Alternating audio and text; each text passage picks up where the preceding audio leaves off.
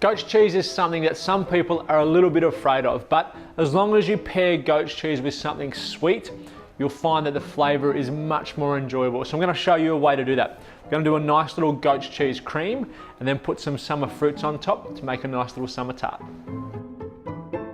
And to get started, we're gonna make our little tart casings, and these are a great little thing to have up your sleeve because you can use them for anything. And once you've made the casings, they keep for a good long time.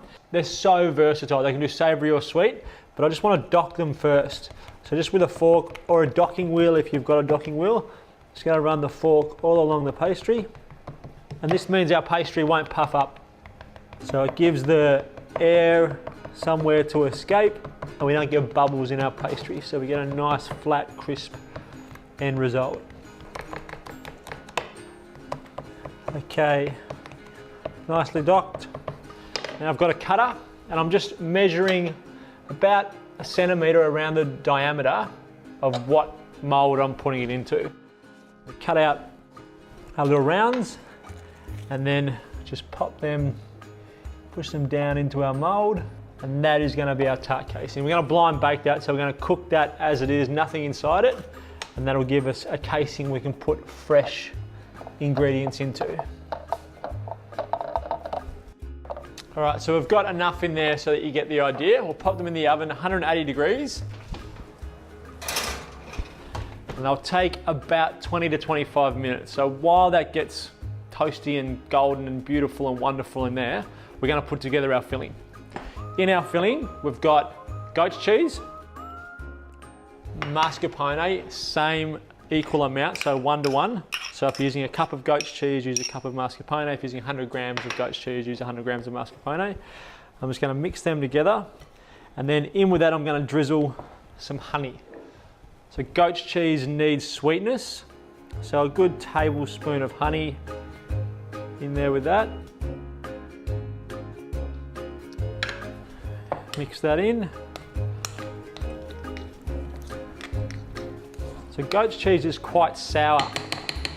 So that's where that sweetness is really important. So once I've got that mixed in, I'm going to pop it into a piping bag.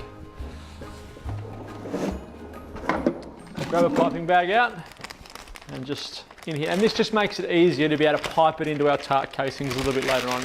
You don't need to put it in a piping bag. I just find it a bit easier. You could just spoon that into your tart casing and it would be fine.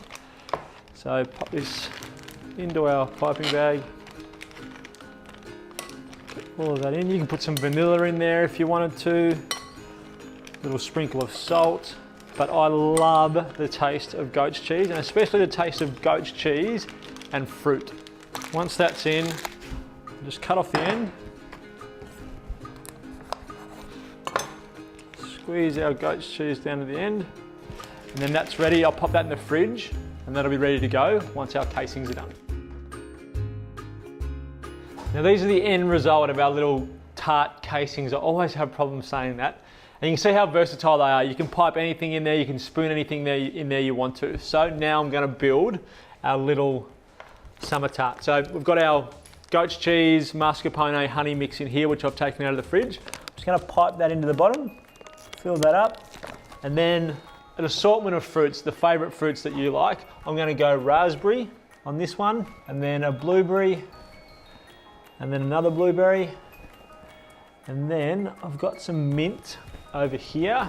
I'm just going to take the top off the mint and I'll sit that on top of our little summer tart, and there you go.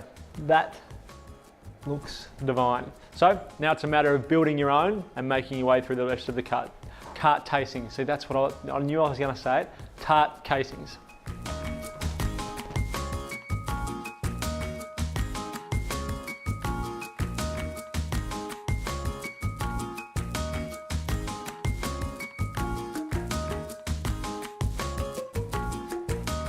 That may take you a little bit longer than that, but I'm very good at this, you have to remember. No, I'm not. I'm actually really impressed with how they've turned out.